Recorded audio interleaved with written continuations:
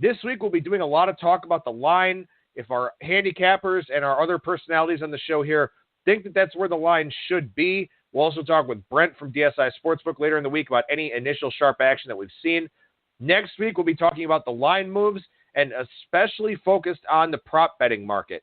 A lot of value out there in the prop bets, a lot more value on the prop bets than the game itself. So we'll spend a lot of time next week looking at the props. We will also talk about the Super Bowl 52 matchups, the lines, and all that type of thing.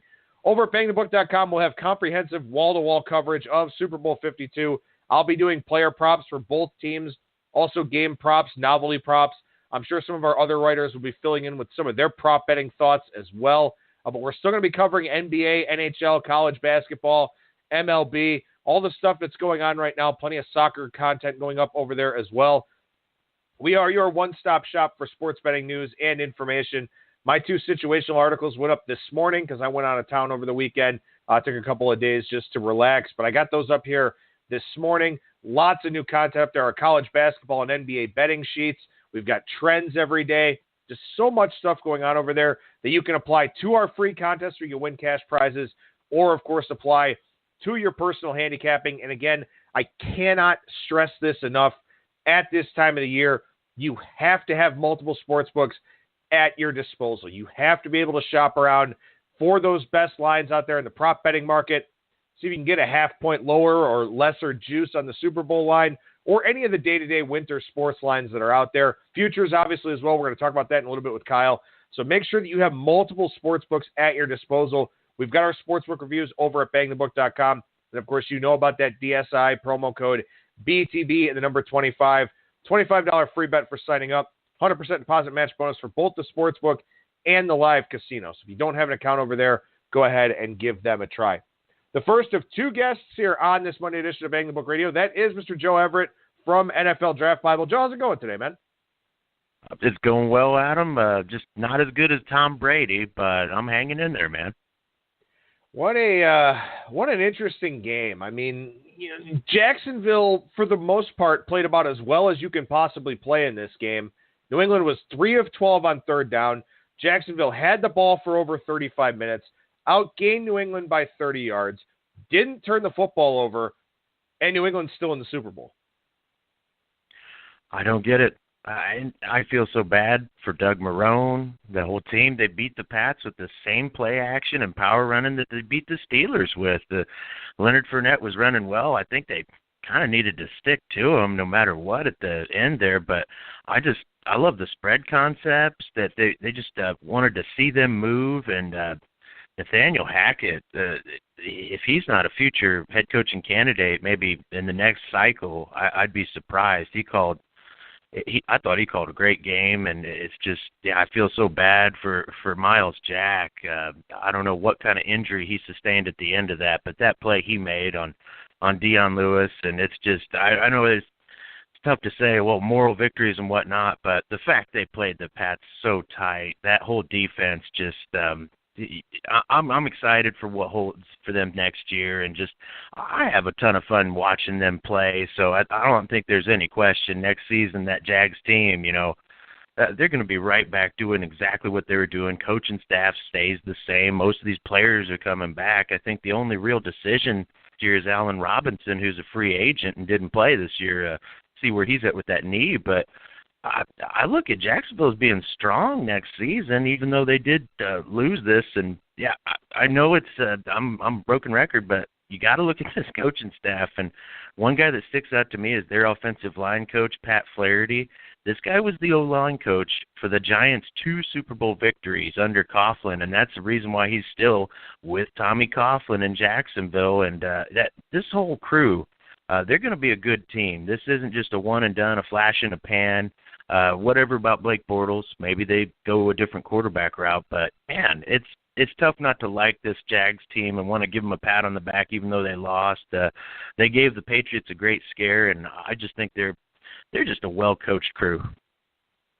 Yeah, it certainly seems that way, and they've got a lot of good young talent on defense, which is very, very important that you've got this group that's really growing up together. And again, I mean, kudos to them for a great season, and obviously it's very disappointing how it all ended, and especially because, it feels like some of the questionable calls in this game certainly went against them. And, that's just kind of, I guess, something that you've come to expect. And, we had multiple people mention on last week's show, things just happen to fall that way for New England, and good teams do make their own breaks. But, maybe some controversy in terms of some of the penalties, and then in terms of some of the other things that went on throughout this game. But, full marks to Jacksonville for the great season that they had, taking advantage of Pittsburgh and their coaching foibles. And, that's one of the big problems here with Jacksonville in this game yesterday. And Warren Sharp's been tweeting about this all morning. Follow him on Twitter. I think it's @SharpFootball. Jacksonville did what you shouldn't do in the fourth quarter. They got very conservative. They ran the ball just about every first down. And then on second down, instead of putting themselves in position to get third and shorts, those third and manageables, they were throwing deep passes. Bortles just not a whole lot of feel for that fourth quarter situation. And I think that there's something to be said about the inexperience, not just of Bortles, but also of a guy like Doug Marrone, like a guy like Todd Wash. These are guys that have been around football coaching circles for a while, but to be a head coach or a defensive coordinator or, obviously an offensive coordinator as well, in this type of pressure cooker, it is very, very hard to do. And I understand the idea of putting it on your defense when you have a defense like Jacksonville's. But again, we see this year after year after year. The team that plays not to lose in the fourth quarter generally loses the football game. We saw it at the end in the Super Bowl last year. I couldn't get it out of my mind watching last night. It's like, is Jacksonville pulling an Atlanta Falcons here? And the first one was at the end of the first half, they just took the knee, and I don't know how much time, if it was 50, almost a minute, but that's just a bad look. And confidence-wise going into halftime, yes, they had the lead, and rarely are you going to have the lead against the Patriots, but if they could have put 3 more points up on that, that would have been a big lift. And, clearly at the final result, any other score would have really put the pressure on the Pats even more. I think, at the end of the first half, and specifically the play calling at the end, they kind of, I don't want to say they didn't make adjustments, but they kept running the same play action. We're going to dump it off to Bohannon. We're going to get the other back involved. And, as much as they want to trust Yeldon in there, it really needed to be Fournette in some of these situations, and you got to take your shots. I mean, yes, Allen Robinson's not been playing all year, but some of these receivers have been making plays downfield, and how the Patriots get bailed out by those pass interferences on the deep shots, that could happen to you too. I mean, it's just you have to roll the dice at some point, and I agree. I don't want to say they were playing not to lose, but, boy, it sure looked like that, specifically at the very end of the first half. You almost got a feeling that, if a Bortles turnover should happen, that's going to be just enough to sway things if they keep up this conservative nature. And that's, fortunately for Bortles, I was amazed he didn't turn the ball over. That still needs to be said, and I was expecting at least an interception, a fumble, some sort of gaffe from him. So the fact that he played relatively mistake-free football, I'm amazed there. But still, I agree with you that they should have been more aggressive at the end. It's just, you have to play to win against Tom Brady because he's never given up. Well, and the thing about it, too, I mean, you and I talked about this last week, and it's something we've talked about a few times throughout the season, defense, is that there's not a ton of team speed for this group. They win based on scheme. They win because Matt Patricia is a pretty good defensive coordinator. I mean, we'll see, what he looks like as a head coach, but, he's able to put guys more often than not in positions to succeed. And if you're Jacksonville and you're not going to spread it out and throw it around on first down in the second half, you're going to try and run it up the middle, you're playing right into what New England wants, because the way that you stop the opposition if you don't have speed is to make the play at the line of scrimmage. And that's what New England kept doing in the fourth quarter and really in the second half overall, and Jacksonville allowed them to do that. And you cannot do that against Tom Brady. I had a listener tweet out or reach out on Twitter and asked me if Jacksonville should have just gone for that 4th and 1 with about 12 minutes left when they were on their own 42. And I was actually driving at the time, so I wasn't really following the second half of this game too closely. I watched some of it here this morning, but at your own 42-yard line, it's really hard to do. I mean, if you're on the plus side of the 50, then absolutely you're going for that. I understand the desire to put it in your defense's hands, but you kind of figured Tom Brady is going to take him right down the field. he did. And then you start to get that feeling, like you said, of this feels like deja vu. This feels like what New England did to Atlanta.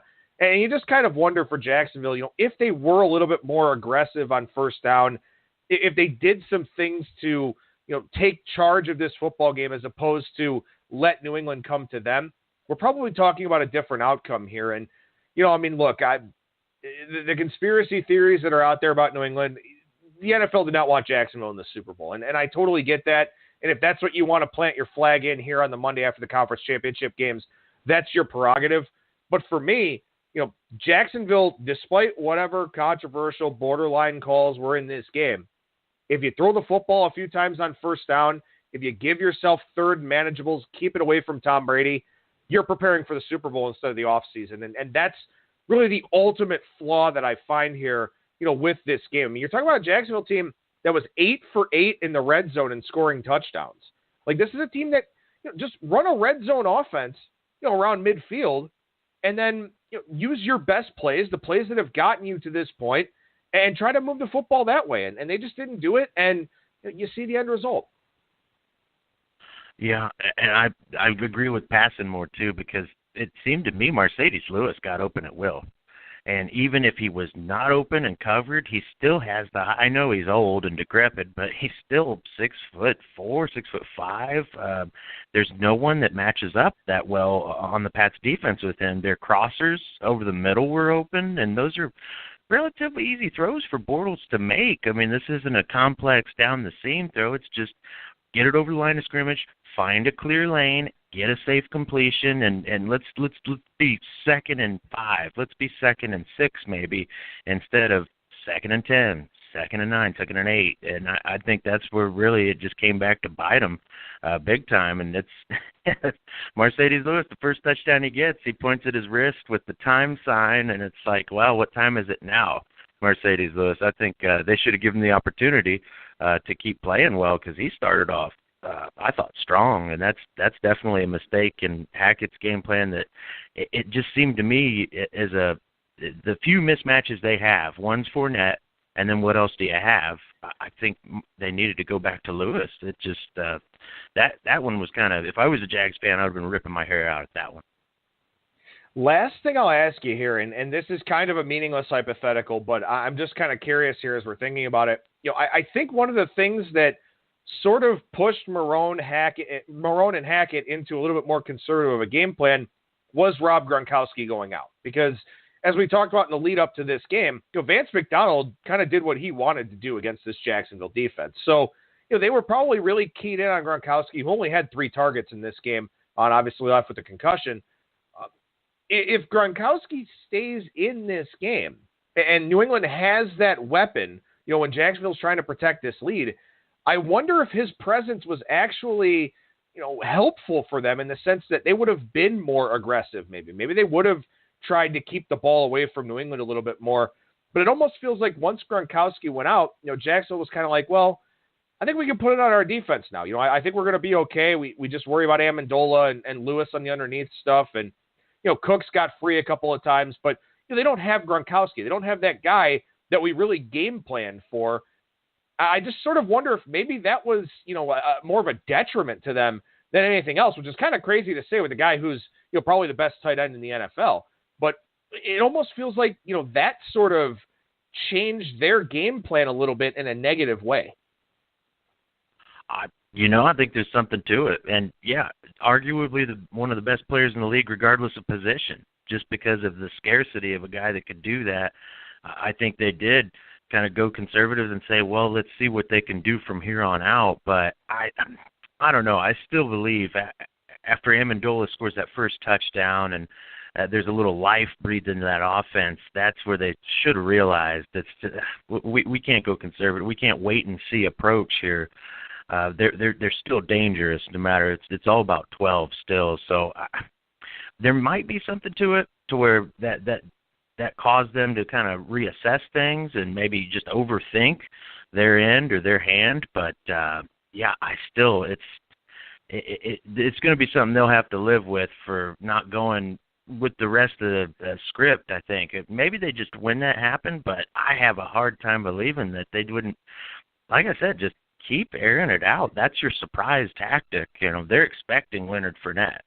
So it's, I don't know. It's tough to say what they were thinking once Gronkowski went out, but I know I would have still had to say it's pedal to the metal. We're in a race against Tom Brady here.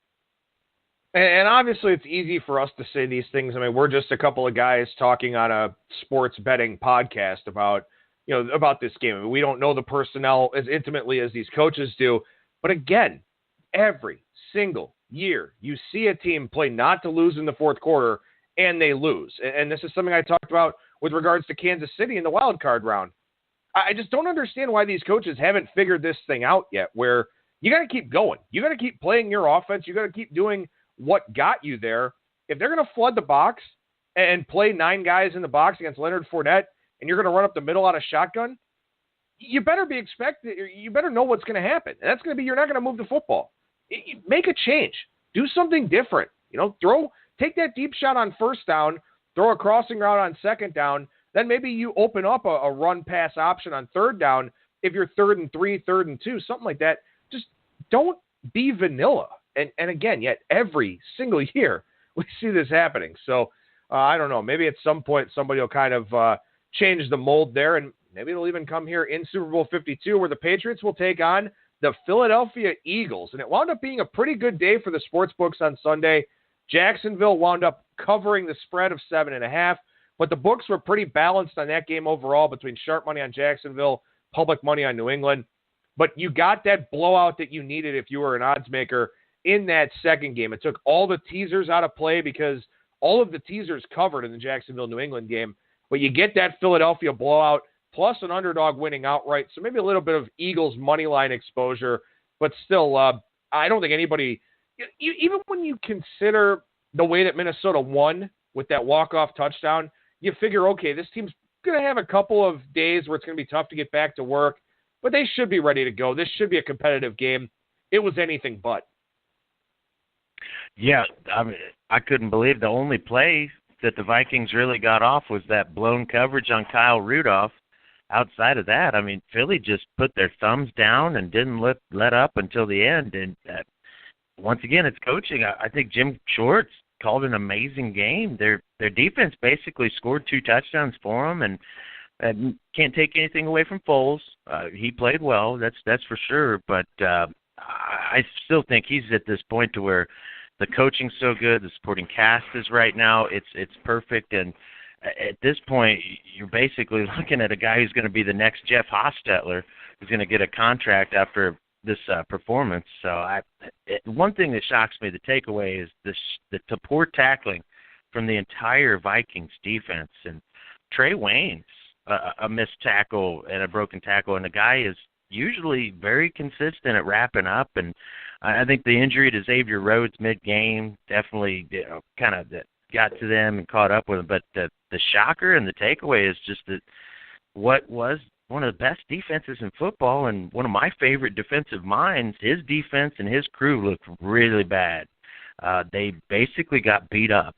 Vaitai, Vaitai coming in for Jason Peters at left tackle was supposed to be some downgrade, but he is beating people up. What he lacks in pass protection, he well makes up for in run blocking. That guy is a savage. Brandon Brooks, he's just a massive guard, and Lane Johnson, everybody knows about him from Oklahoma. That guy is just a rare athlete. So I think the Broad Street Bullies are back, but they're on the gridiron, and they really showed what they could do in the running game. They got all those running backs. They're a really tough out on offense just because there's no mistaking what they're going to do. Their identity is clear to everybody. They basically advertise, we're going to pound the rock at you, we're going to take our shots, and you're going to have to tackle these 3 backs that are really physical guys. Everybody knows about LeGarrette Blount, but Jay Ajayi, as long as he stays healthy, that guy is versatile. He's a great pass catcher, and he's just I don't know. You can just see it in the game. Since he's been traded from Miami, it's that chip on his shoulder is evident. He is running hard. He's spinning out of things. And then the X factors, I think we knew it coming in. Zach Ertz, you got to guard Zach Ertz. He's the best player pretty much on Philly's offense. And, he just did that last night. I think all of his 8 targets were caught, and they just couldn't keep up with him. They can't run with him. And, we'll get to the Super Bowl in plenty of time, but Zach Ertz right now is playing insanely well. Maybe the only athlete playing better than Zach Ertz is his wife, who's crushing it for women's soccer.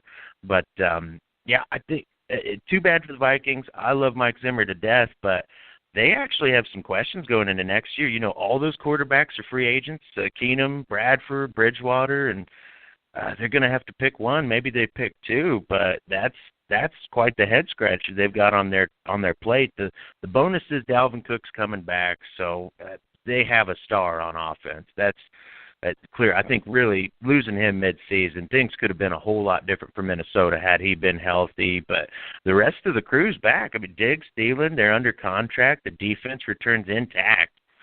They're overpaid. This defense is about as expensive as Jacksonville gets, or just if not more so. These contracts are pretty outlandish, but this is still going to be a good team next year. There's no question about it. It's just it's unfortunate it couldn't happen this year, them hosting in Minneapolis and all, but they ran into a buzzsaw right now, and Philly, I don't know whether it's momentum, emotion, or what, responding to losing Wentz.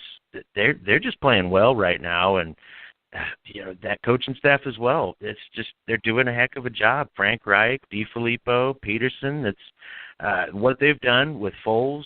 That's going to be a feather in their cap, because I think a lot of people thought, well, all hope is lost without Carson Wentz.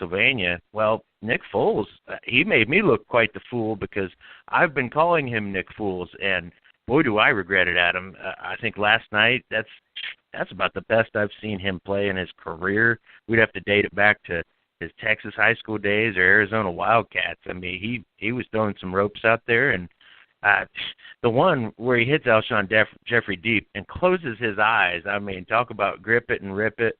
Second star to the right, straight on to Moore, and he hit him, and it's like he could do no wrong last night. So I have to look at that as that staff getting him ready, getting him prepared for, just what would be his signature moment there. And that's why they're going to the Super Bowl. Nick Foles he didn't blink. Well, and obviously for the Vikings here, when Jerick McKinnon's got 11 catches on 12 targets, that things probably didn't go well for them. And nothing against McKinnon, who's actually been, very versatile and pretty good since Dalvin Cook went out. But that's not the way that Minnesota wants to do this thing offensively. And credit Philadelphia for their defensive game plan. Jimmy Schwartz has done a fantastic job with this group. And, he knew that Case Keenum has a limited skill set, and he took it away. They took away a lot of those short throws. And again, this is part of the luxury of being able to get pressure with your front four, because a lot of teams in the NFL can't do that. But Philadelphia can. So they've got all those guys back there. And that was one of the keys I talked about last week, in that, they can cover. They're not going to give up those big plays. They can cover those intermediate routes that Minnesota needs to move the football. That's what they did very, very well here in this game. On the other hand, like you said, the coaching for Philadelphia, that is something that, really needs to be talked about here in this 2-week lead up to the Super Bowl, is that the Philadelphia Eagles had 7.1 yards on this Minnesota defense. They were 10 of 14 on third down. Minnesota gave up, 25.2% of third downs in the regular season, some absurd number.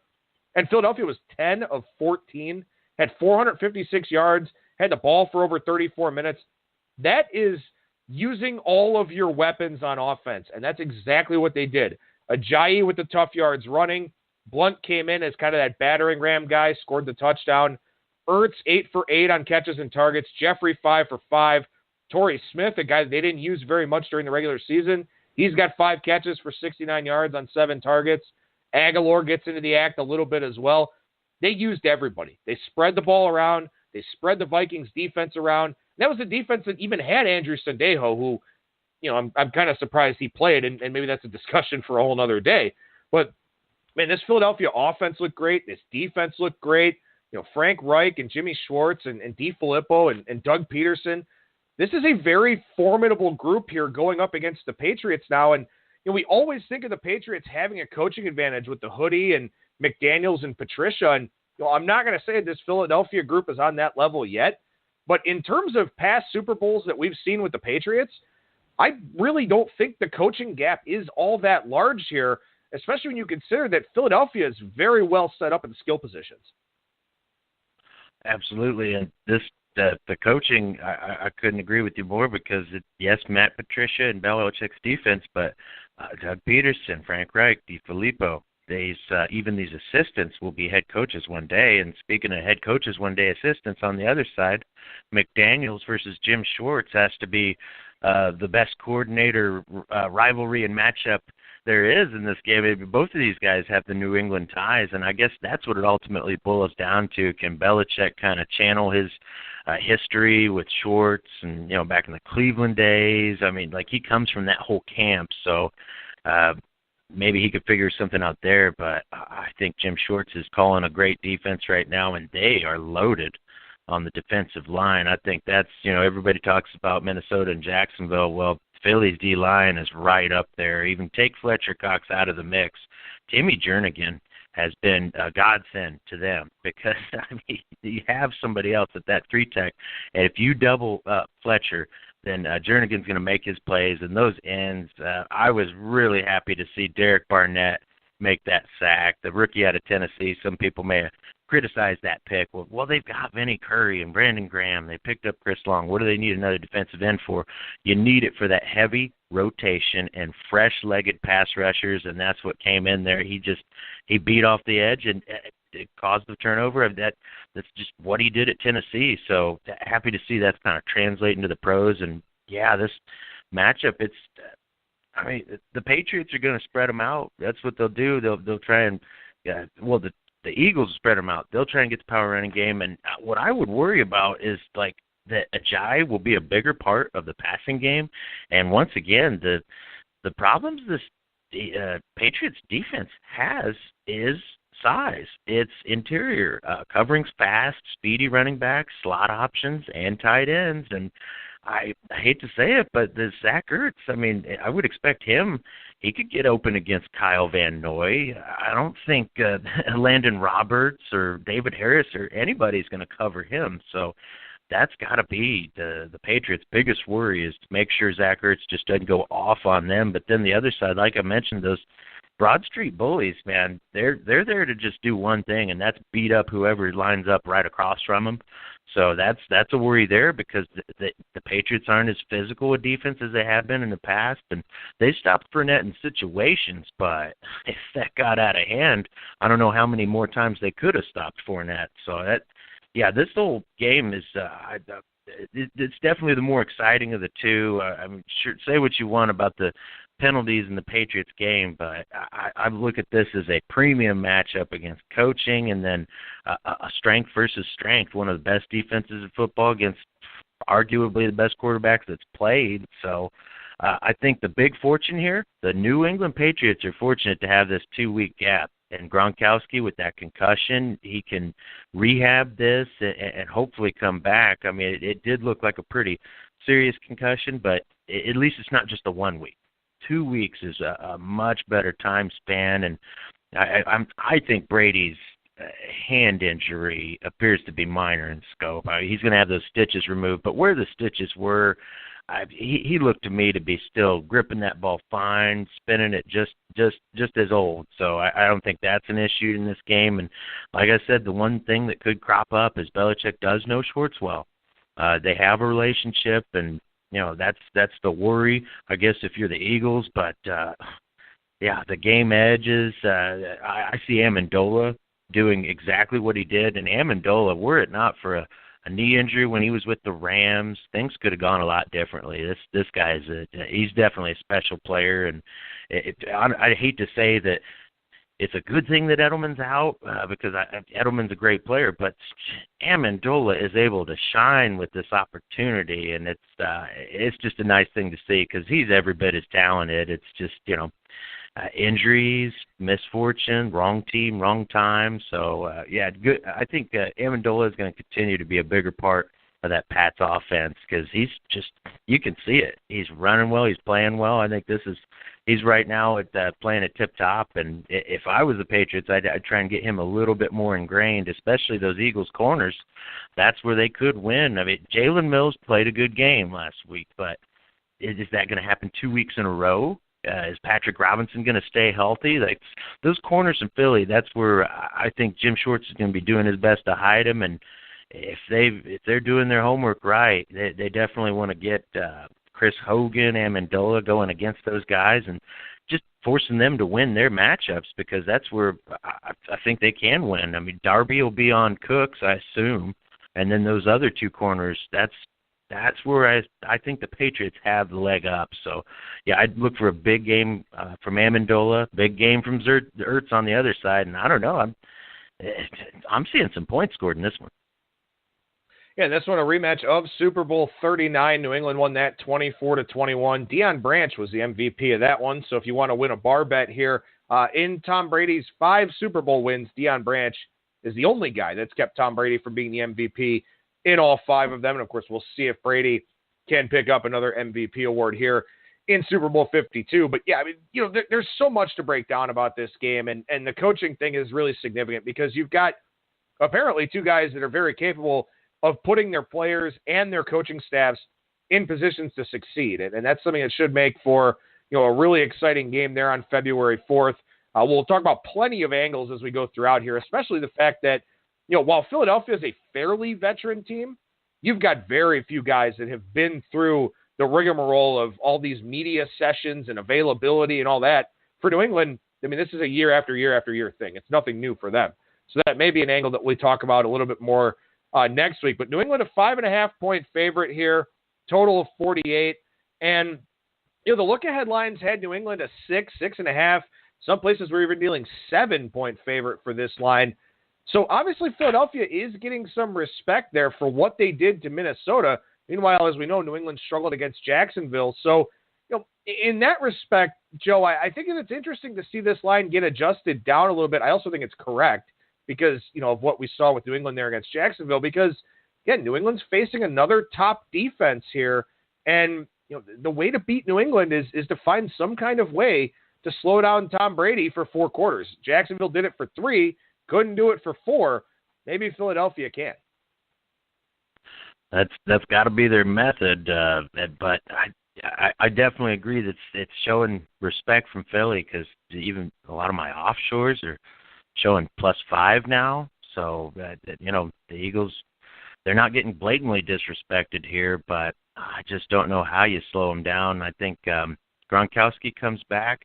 Those linebackers, Kendricks, and my boy Nigel Bradham, that's going to be a tough ask for them if he can't run out there. And then if they get Najee Good matched up with him like the Vikings did against Rudolph, that's a game over. So it's going to be a tough ask to slow those Pats down. I think they're going to get theirs. And right now, I would argue this is one of the weaker Pats defenses that we've seen just as far as a front 7. I like their secondary. I mean, these are guys that have been there forever. They know the scheme. They trust those guys. But Pat Chung looked pretty rough in the first half of that game. And, there's not, as we talked about, the team speed's an issue, and they just don't have a dominant pass rusher. I love Trey Flowers. I mean, he is a player, but I don't know that he takes over games, and right now he's playing a little banged up. So, I think Philly's going to have their way, and the Patriots are certainly going to find a way to score. That I can't see Philly shutting them out completely. So, I'm looking at some scoring here, and, that's I don't want to say the 5.5 makes sense, but I'm not disrespecting Philly or Nick Foles anymore. I'll just say that much. I should probably stop calling him that, but I'm definitely stopping betting against Philly outright. I think they're coaching Foles up well, and at this point, I don't know if I'm looking at a side. I think I'm leaning that over 48 total right now. It's early, 2 weeks ahead. I'm sure that'll change, but I'm assuming that 48 may even go up. I don't know. We'll see. All right, one more question about the NFL, and then we'll touch real quickly on the Senior Bowl here. Better video: the Eagles fan running into the pole by the subway train, or Julie Ertz finding out that her husband's going to be in the Super Bowl? Oh, that was great. I mean, the relationship those two have, I'm just jealous because you can see it. Like, not only Julie, but Zach, when he found out, he started watering up. So good for them. But, no, I've seen now, I don't know how many retweets of that Philly fan in the subway hitting the pole hard, and the commentary, the memes. I've got to vote for the Philly fan, and there's just some craziness going on in Philly. The guy that rode his Jeep up the steps of the Philly library where the Rocky statue is. I mean, it's just, I guess there were no laws in Philadelphia last night. Damn, just wait and see what happens if they happen to win the Super Bowl. I'm sure it'll be even up a couple of notches there. But you're down in Mobile here for the Senior Bowl this week, covering it for NFL Draft Bible. Throw out a few names for us here, not the obvious guys that are going to be playing in it, but are there some players that you're really looking to take a pretty in-depth look at here this week?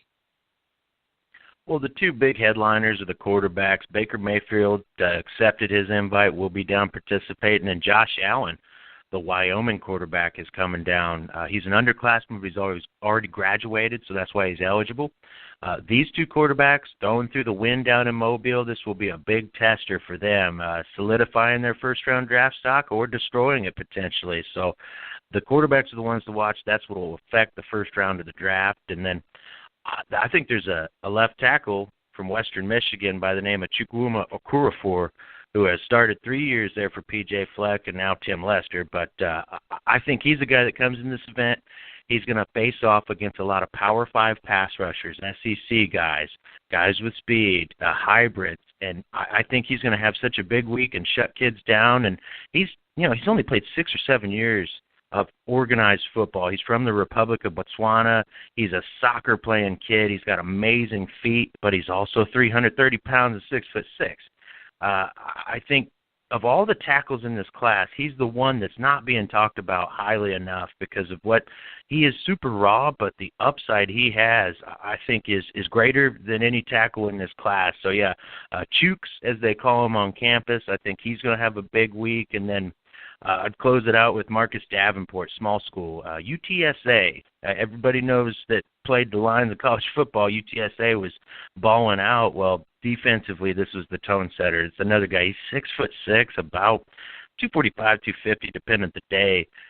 He's just a super lanky pass rusher that has that twitch. He's got that great time speed, and he's a guy, I think, from coming out of UTSA, if he comes against some of those Big Ten offensive linemen, Orlando Brown from Oklahoma, or well, not him, but at this event, but if he gets against some of those guys and wins his one-on-ones, I think he's like a fringe first-rounder, but after this week, Marcus Davenport could be a lock for the first round just because teams, they crave those pass rushers that are long. And, this guy really does resemble a young Chandler Jones, formerly the Patriots, now for the Cardinals, because of that fan he has. And just that is a guy that's built to harass quarterbacks. So I'd look at Marcus Davenport and Chukwuma Okorafor as guys that could be risers. And then I'll close it out. I know I'm going long, but Dallas Goedert, the tight end from South Dakota State, is I think he's the story of the week. This guy, basketball-type talent. He was a walk-on at South Dakota State. And as far as tight ends in this class, I don't have him at the top. I have him as the number one. I have him better than the Andrews kid from Oklahoma.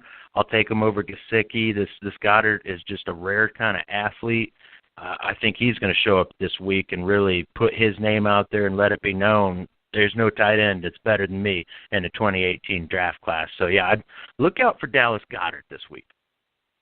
Well, and you can follow along with Joe's Senior Bowl thoughts at Joe W. Everett on Twitter, and then also at NFL Draft Bible. And Joe will revisit the Senior Bowl with you on next Monday's segment. But thank you so much for joining us, man. Taking some time out of what's a busy week for you. We'll talk to you again next week. All right. Looking forward to it, Adam.